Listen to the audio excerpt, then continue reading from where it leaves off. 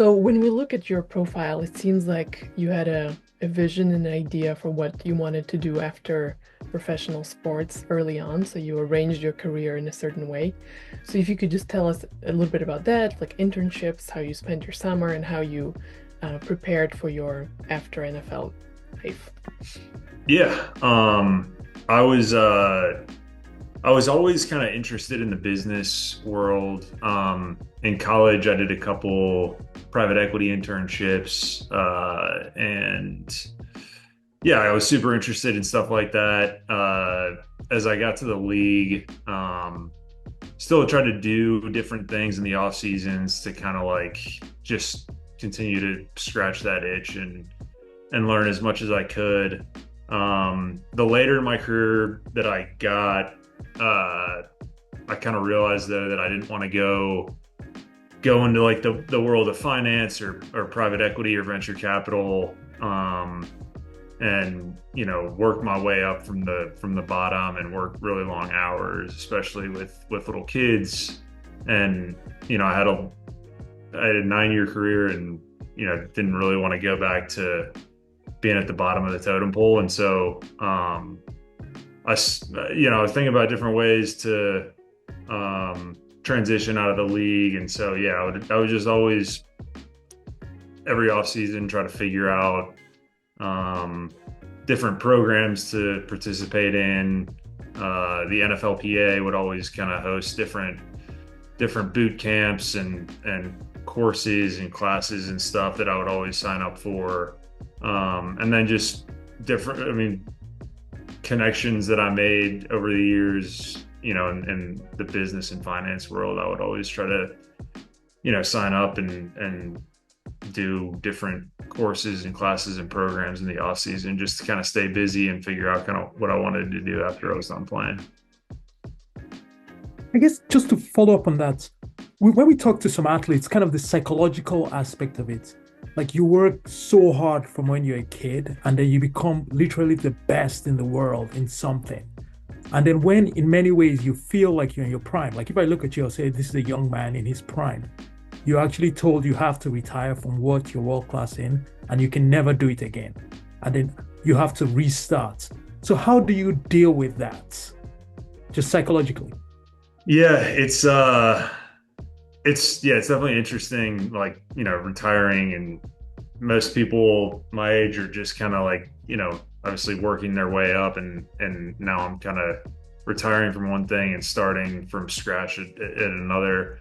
Um, and yeah, I tried to prepare myself for that and just I mean, you kind of have to humble yourself. Um, just knowing that I'm 33 years old now and kind of entering into a new field where I'm trying to learn as much as I can, but I'm kind of back to being a rookie in my next career. So just, you try to soak in as much information as you can and be a sponge, and just talk to as many people as possible. But yeah, it's definitely an interesting dynamic. But yeah, just tried to prepare myself for that by learning as much as I could and talking to as many people as I could. Very biblical age. Oh, so perfect for transition. Yeah. But so the next question is, so you've done a lot of hard things in your life. Like you went to Stanford, you played in the NFL, you played for like a long time, you went to Harvard Business School. So you definitely have a certain standard of performance and excellence. So going into franchising, and you'll be dealing with a lot of kind of like hourly employees. So how do you see that? There's potential conflict there. Like, how do you see yourself managing those people and empathizing with them?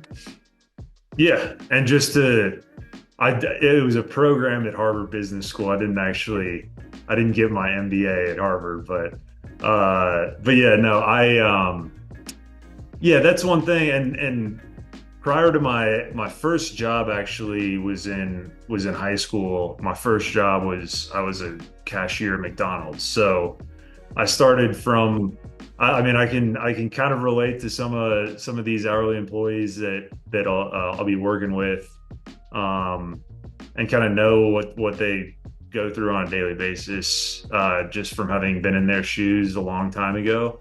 But yeah, I mean, it'll be definitely a big change from what I'm used to. But I think I mean, what I want to try to do is just, and what I try to do with everybody that I meet is just, put yourself in their shoes, um, understand what drives them, what motivates them, the different challenges that they face, and just figure out ways to support them. And yeah, just kind of developing relationships with your employees early on, when we only have a few of these locations open. I want to be in the store as much as possible, getting to know the people that I'm working with, just kind of understand their stories, learn more about their backgrounds, and just not be the owner that is always absent, and no one ever knows who's actually writing their paychecks. So yeah, just being present, getting to know them, letting them know that their concerns are heard, and then just creating opportunities for them to grow and develop their careers, and showing them that their actions and efforts are appreciated and respected. We recently talked to like a large Zips Cleaners franchisee, and he said that you can be like a distanced owner, so he doesn't even live in the state where his units are, but you can Yeah, be completely absent. So you don't have to be there every day, but like yeah, like he said, like your people need to know you. So yeah, and that was one thing. I mean, I always wanted to be like, I wanted to always be, local to where my stores were, because I never wanted to be that owner that no one ever knew who he was, and you don't really have a relation. Like, yeah, I mean, there's different owners in the league, in the NFL, who approach things differently as well. Like, some owners were in the facility all the time, and you see their face and you have conversations with them at lunch, and then there's other owners that were never there, and you don't really ever get the chance to know them at all. So I always wanted to be the guy that's like around, and people get to see, and just checking in on them, and trying to keep everybody happy. But tired this December. It's even like still weird to say that after playing for like 9 years. So how did you decide on the next step, which seems like it's franchising? Like you've been very intentional like so far. So yeah, if you walk us through your thinking. yeah, again, I think it started with just the fact that, like, playing 9 years, I initially wanted to just retire and play golf all the time and not do anything, and then kind of realized, like, oh, I can only play so much golf. All my buddies are probably going to be out at their office all day, so I'm going to be playing golf by myself with a bunch of old retirees. So might be and I kind of wanted something like, I wanted to wake up in the morning and have something that really, like, got me going, and gave me some motivation. But at the same time, like I said, two kids, we'll probably have another one, or I'm not gonna say two more kids, but we might have one more kid.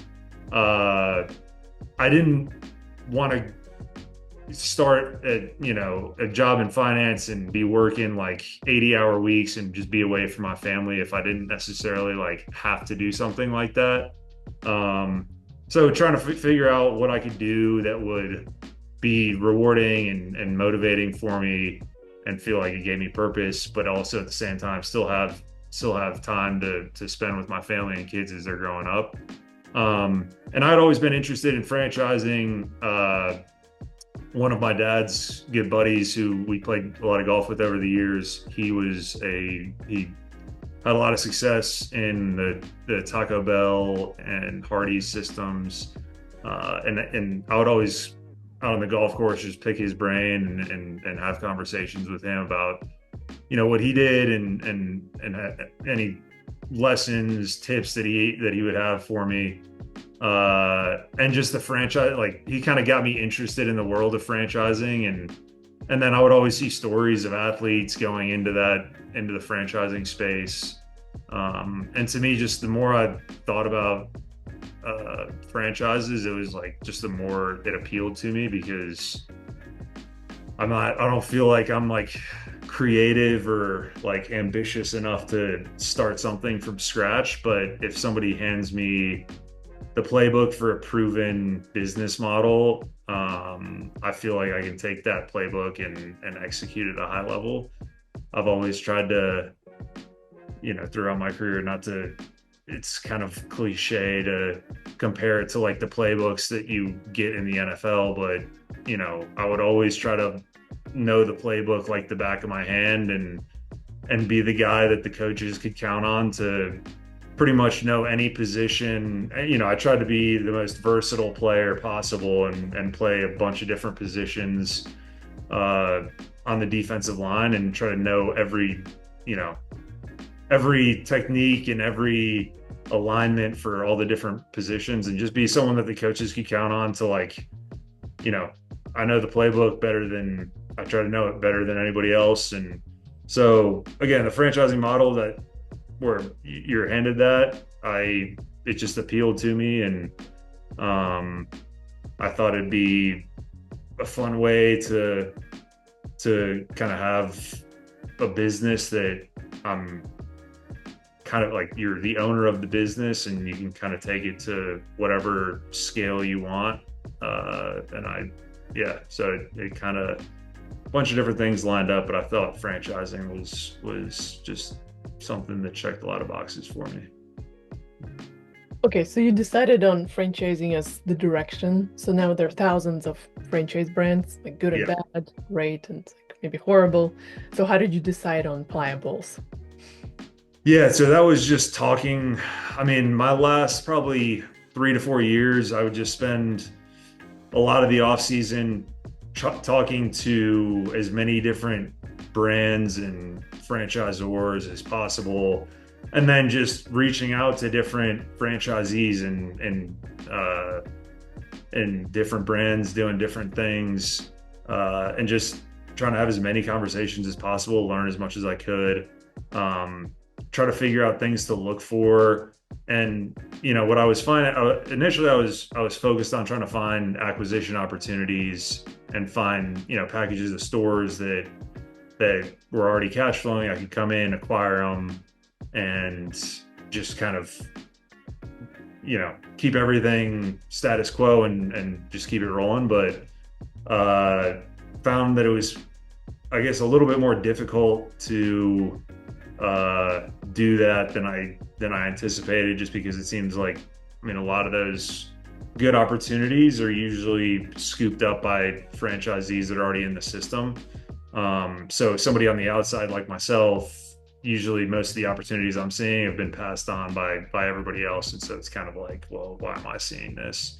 And there were some opportunities that I looked at that were interesting, and I got somewhat far along in the process of like looking at acquiring them. But at the end of the day, I thought it might make more sense to try to find a brand that was still in the somewhat early stage where my lack of experience wasn't going to be like a big deterrent for me getting in. I know, like, if I was trying to get into, Taco Bell or McDonald's or Wendy's or something, it's kind of hard for somebody with no restaurant operating experience to get into a system like that.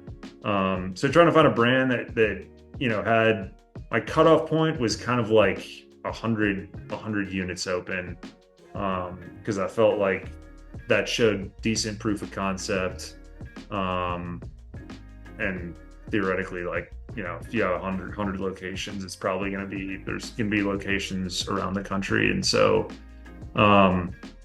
just thought that would be a good option. I spent a lot of time looking at the acquisition stuff, but I started to kind of call an audible and look more at the development route. But and kind of back to your question, it was looking at a lot of different concepts, QSR, health, fitness, like service-based concepts, like automotive.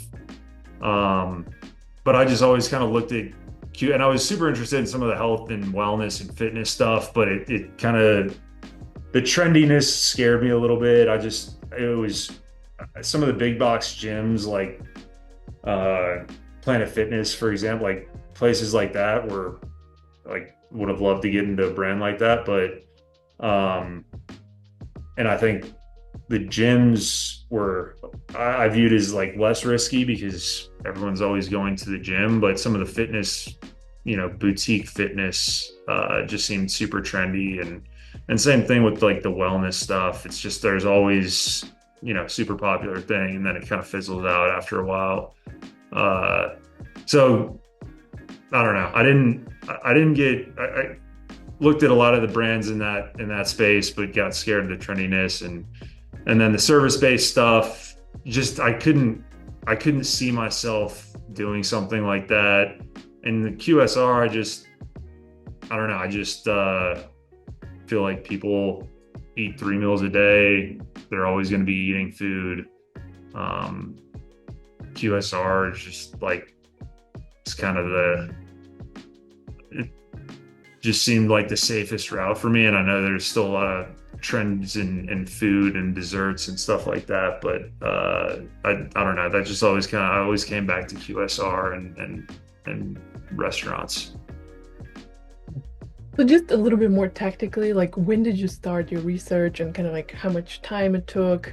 Um, so yeah, just like when people are starting this journey, they're curious, like, it looks like you just felt that like Playa Bowls is right, but overall, like, what did that process take? Uh, I don't know. I mean, it was hard because it was kind of like I would have the off season where I would be super into it for I'd say like 3 to 4 months, and then the season once our off season program started, and then training camp and like the season would hit, I would just have to fully focus on football. So it was kind of like I would do little 3 4 month spurts where I would just uh, have tons of conversations and meetings and stuff. But I don't know. Probably again like the last 3 to 4 years that I played, uh, it was just trying to learn as much as I could. Um, and yeah, I don't know if I could put like I just kind of saw the writing on the wall and knew that my career wasn't gonna last forever, and didn't want to be at the point where I was gonna retire and not have any sort of game plan or plan to transition out. So I wanted to make sure I kind of stayed ahead of the curve. Um, but yeah, I don't know. I don't know if I could give like I don't know how much time I like specifically spent. I probably had way too many conversations and wasted a lot of people's time, but I don't know. I just like talking to people in that world and learning as much as I could. Well, you got here, so Yeah, worked at, out. at least, yeah, to my own 2 cents, to be at least, you seem very wise about business, like understanding like trends, different sectors, and what will last, what is a durable business, what has an economic moat, will always be around, almost like Warren Buffett type stuff. And the fact that you did it not in a rush, but over time, and you planned ahead. So there are many things that you say. I know you're being humble when you say wasting people's time, but at least for us, like we also know so little, but we advise people that that's the best way to do it. So it's not like in 6 months now I have to find something, but giving yourself time. Very, Yeah, and that's part of that was something that like I knew early on there was just so much that I didn't know, and I wanted to just learn and talk to people and just get more knowledge of the franchising and business world so that I didn't, because there were some brands that I looked at like, my first off season really diving into franchising. I'm like, oh, this brand is awesome. It's like, look at these AUVs are incredible. And then the more you look into it, it's like, oh, well, they have 2 locations open or 5 locations and they're all in their home, like in the city where the concept was born out of, or like the leadership team, who there's just so many different things that like play into it. And I just knew early on that there's so much that I didn't know. I didn't want to make some rash decision because everybody that I talked to and reading articles, reading magazines, listening to interviews, it's like everybody is always just talking about how important the brand is, and going in and finding a good brand is more important than anything. Like you don't want to be stuck with a brand that is not good. So I really tried to make sure I did as much diligence on the front end, and yeah, I don't know. I might have been a little slow to pull the trigger. I but I do think the Playa Bowls brand, I think, checked a ton of boxes. Pretty much every box that I looked at, Playa Bowls checked for me. So yeah. So why Nashville? Nashville. So my wife and I had kind of been planning on moving there for a while anyway. We bounced around all over the place for my NFL career, and we both liked Nashville and kind of just wanted a place to settle down and call home base. So we were planning on moving up there anyway. So when I was looking at a lot of these brands, I was kind of trying to figure out if there were opportunities in either Atlanta or Nashville. If there was like a home run opportunity that was in Atlanta, maybe we would have stayed. Because I'm currently in Atlanta. We're moving up to Nashville next month, but plan A was to try to find something where there was growth opportunity in Nashville and in Middle Tennessee, which is hard because, like I said, the brands that I was looking at, I mean, especially on the development side, if you're trying to find a brand that has 100+ locations open and they've kind of expanded in different markets across the country, a market like a tier one, I mean, I consider Nashville like a tier one market, but usually a market like that has already been scooped up completely, or like all of the good trade areas and regions have already been taken, which I ran into a lot. Like I liked a ton of other QSR brands that I wanted to do in Nashville, but there was just not like, oh, you can open a couple here, maybe one out way in rural like Tennessee, but I wanted the opportunity to scale and get to a large number of units, and so finding a concept that had enough units to kind of show decent proof of concept, but also have a market like Nashville wide open was challenging. So anyway, but yeah. Long story, but a lot of rambling. But Nashville, we were just planning on moving there, and it's a fast-growing city. It felt like it was a good place to be. And you're opening 14? Yeah, that's our initial agreement. 14. Hopefully, get to a lot more than that as Playa continues to grow. But yeah, 14 to start with. What appealed to you in Playa Bowls? So with Playa, I mean, one, it was kind of a healthier brand, which I liked. I mean, if I was going to be in the store and being around the product all the time, I wanted it to be ideally something that wasn't terrible for me, because I'm kind of a fat guy at heart. If I'm around something and I have a bite, usually it's the entire thing is going into my belly. So I wanted to try to find something that was a little bit healthier. I mean, just especially with my background, trying to be as healthy as possible and stay in good shape. And with Playa, one of the main things that I would always look at with every brand that I was evaluating was just I would try to look at it through the eyes of an investor, and how much money am I putting in, and what's my ROI potential. And I mean, a lot of the item 19s wouldn't show EBITDA or like the profit numbers, but the they would show average sales, and then you can kind of just assume most of these QSRs are doing like in the teens, bottom line. So anyway, the sales to the kind of sales to investment ratio was always something that I looked at. And the QSR world, I mean, especially some of these concepts where you're building the building and it's a standalone building, I mean, those numbers can be not super appealing if you're putting, building the store for $2 million and then it's doing like $1.3 million top line.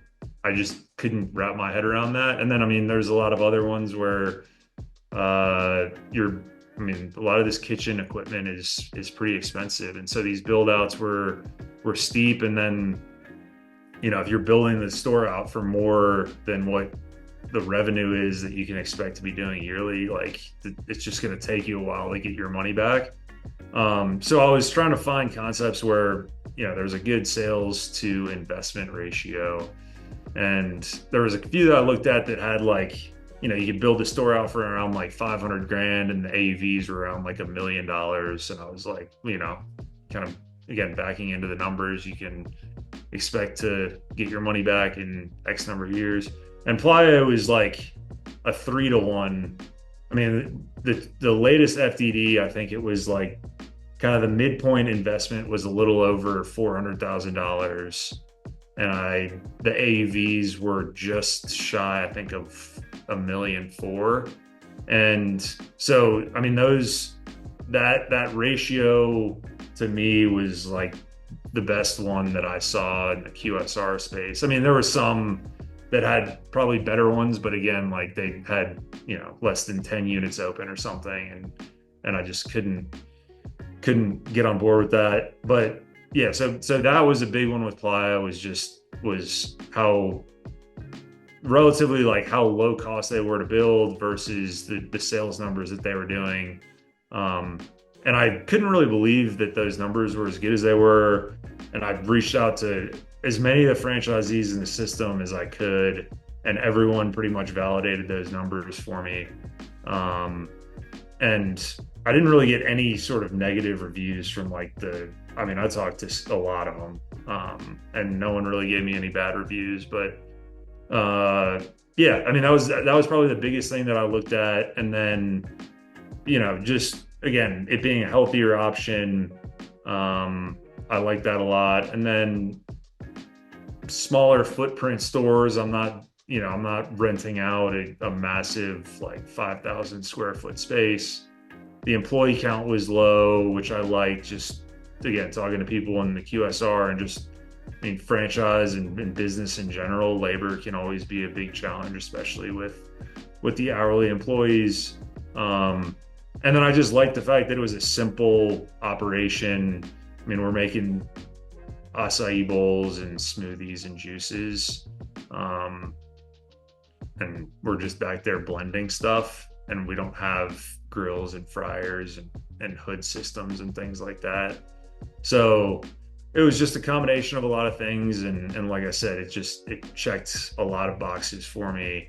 And when I think at the time, I can't remember how many units it had open. I think 150 or 200 units open, and they were across the country. And again, everybody that I talked to gave me good reviews of the brand, and sales numbers and everything were validated. And then when I found out that the Nashville market was wide open, and I could basically build as many stores in Nashville over the next few years, then thought it was an opportunity that I couldn't pass up. That's amazing. That's awesome. Like you're truly like you're almost like the perfect prospective franchisee. It's like you're a robot that was made to be a prospective. Like looking at reviews, thinking like an investor, making sure that low employee counts not complicated. Like it's just like it's amazing to hear, kind of. So Playa Bowls got lucky. Yeah. And I guess I didn't mention the fact that like the product itself was, the product is, I don't know if you guys have had Playa Bowls, but the product is amazing. I mean, that is something where I'll take my daughter. I've got a 3-year-old daughter, and like I'll always take her. She does these swim classes every Sunday, and as a she does well in her swim class, which every week she does well in her swim class. So I take her to Playa as a treat. Um, and it's like, oh, I'm just gonna let her. I mean, the bowls are huge, so like it's tough for her to finish it, but it's like if I have one bite of that bowl, it's like I can't stop eating. I'm like I'm eating her bowl instead of her. So, I mean, the product is delicious, and it's kind of like the category leader in the acai bowl space, which I liked.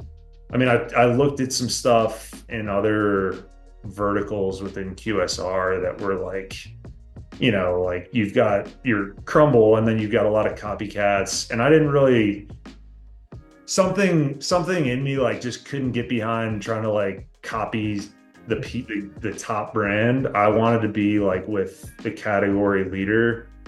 And Playa was that, and I just feel like the product was better than any of the competitors.